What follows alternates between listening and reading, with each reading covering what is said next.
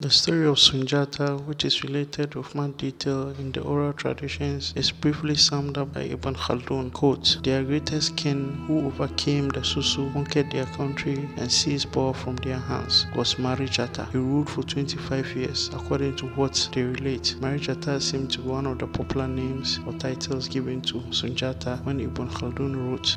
Subscribe on Tarihi channel for more interesting and educative videos on African history.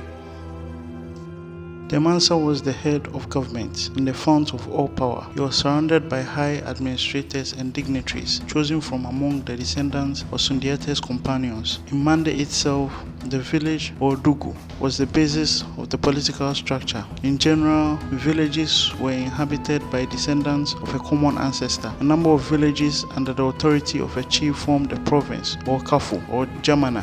Initially, the king of Mande was a chief among other chiefs. It was the unification of the provinces of Do, Kiri, and Banku which made the Keita chief a powerful king. Through the conquest of Sundiata and his successors, the king of Mande became Mansa, or emperor, having a number of kings under him. The descendants of Sundiata's generals, a military aristocracy surrounding the Mansa, formed a council whose advice was important in the sovereign's decisions. The griot was a very important person. Ibn Battuta describes his functions in the court of Mansa Suleiman. We know that the role was hereditary. The Mansa's griot was always chosen from the Guyate clan, descended from Bala Faseke, Sundiata's griot. The griot was first and foremost the emperor's spokesman, for the latter speaks softly and the griot repeats his words loudly. Couriers left Niani Delhi on horseback, and those who arrived from the provinces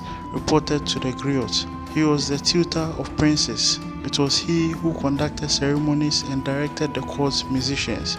In the 14th century, after the reign of Mansa Musa, the monarch had a staff of secretaries, but they were used only when the Mansa sent messages to sultans or received communications. The rest of the time, messages were transmitted or received orally.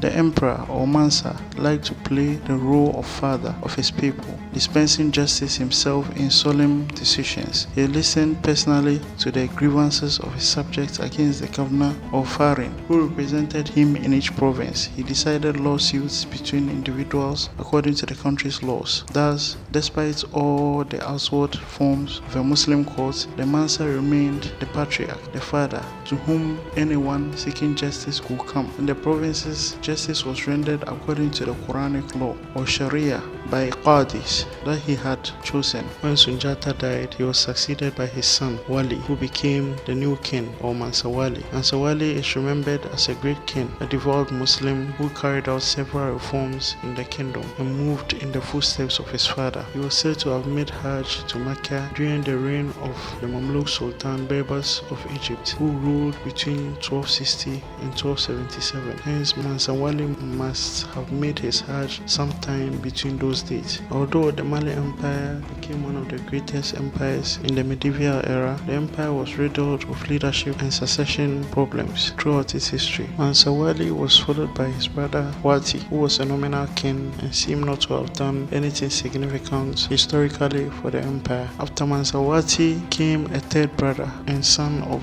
Sundiata, Keita, who is called Khalifa. Mansa Khalifa is remembered for wrong reasons and was said to be insane and practiced archery by shooting arrows at his own people and killing them. Eventually, the people rose up against him and killed him. The next Mansa, or king of kings in the Mande language, was Mansa Abubakar, or Mansa Bukari, as he was known by his people. He was the son of one of Sundiata's daughters, a sister of the three previous kings. This is similar to the matrilineal descent that was the custom of the Ghana Empire, where the kingship went to the son of the previous king's sister. Although there are no records of it, Mali's leadership problems must have continued. This seems likely because the next Mansa was not even a member of the royal family. He was a military commander named Sakura, who grabbed the throne. Sakura probably had many people's approval when he seized power because the royal family was not providing good leadership. In about 1307, Sakura made the pilgrimage or Hajj to Mecca. If the Malians did not support his kingship, he would not have gone away for the months such a journey required. A king without support would have been overthrown while he was away. In fact, Sakura turned out to be one of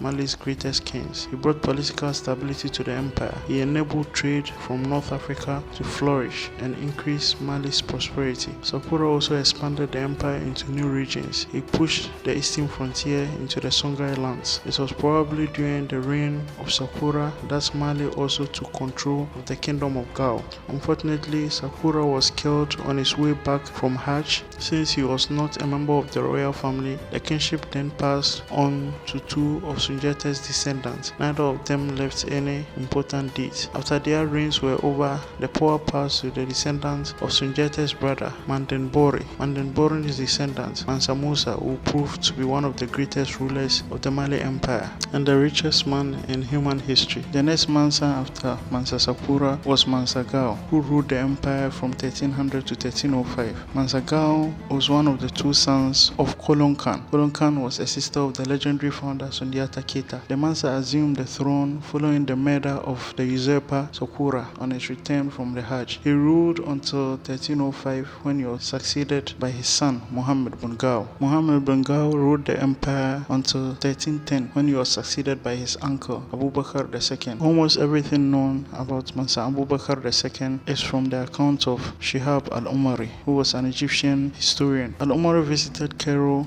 after Mansa Musa stopped there during his historic Hajj to Mecca and recorded a conversation between Mansa Musa and his host Abul Hassan Ali ibn Umar Habib. According to Mansa Musa, Abu Bakr became convinced that he could find the edge of the Atlantic Ocean and outfitted two expeditions to find it. Following Mansa Abu Bakr's failure to return from the second of those expeditions, Mansa Musa ascended to the throne. Al-Umari quotes Mansa Musa as follows: "The ruler who preceded me did not believe that it was impossible to reach the extremity of the ocean that encircles the earth, meaning the Atlantic Ocean, and wanted to reach that end, and obstinately persisted in the design. So he equipped 200 boats full of men, like many others full of gold, water, and victuals, sufficient enough for several years. He ordered the chief admiral not to return until he had reached the extremity of the ocean, or if they had exhausted the provisions and water. They set out. Their absence extended over a long period of time, and at last only one boat returned. On our questioning, the captain said, 'Prince, we have navigated for a long time until we saw in the midst of the ocean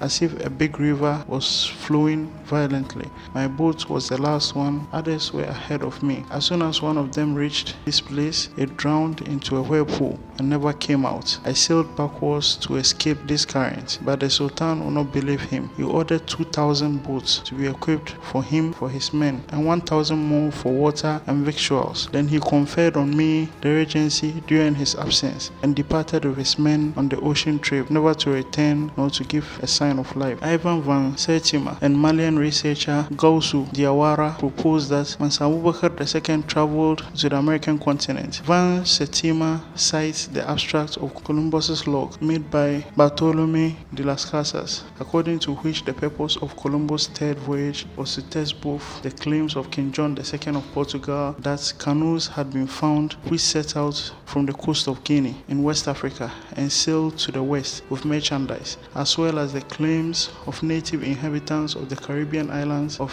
Hispaniola that from the south and the southeast had come black people whose spears were made of a metal called guanine, which was parts gold, silver, and copper. Recent evidences discovered by archaeologists and historians show that it is possible that Mansa Abubakar's voyage reached the American continent about 2 centuries before the voyage of Christopher Columbus.